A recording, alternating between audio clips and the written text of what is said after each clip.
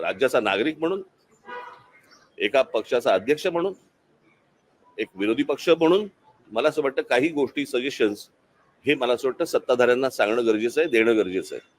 आणि त्याच्यासाठी मी यांना आत्ता नाही परत भेटीन. ह्याच्यानंतर तुम्हाला काय राजकारणाच्या चर्चा करायच्या असतील त्या तुम्ही करत बसा.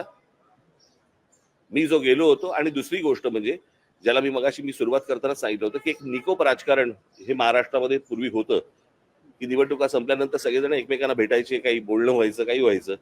या सगळ्या गोष्टी आता संपलेल्या आहेत, बंद झालेल्या आहेत. आणि प्रत्येक गोष्ट ही तुमच्याकडे तिरस्कारानेच सगळ्या गोष्टी आपल्याकडे पाहिल्या जातात. हे असं बघून नाही चालणार, यातनं हाताला काही लागणार नाही. आणि मला असं वाटतं की विरोधी पक्षाची भूमिका ही योग्य रीतीने पार पाडली पाहिजे.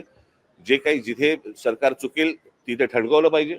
आणि सरकारला मला असं वाटतं की आणि हे उद्या उद्या उद्या आम्ही सरकारमध्ये असू त्यांनी हीच गोष्ट केली पाहिजे. या पद्धतीनेच मला असं वाटतं राज्य चाललं पाहिजे, तरच लोकांच्या हाताला काहीतरी गोष्टी लागतील, अन्यथा काही लागेल.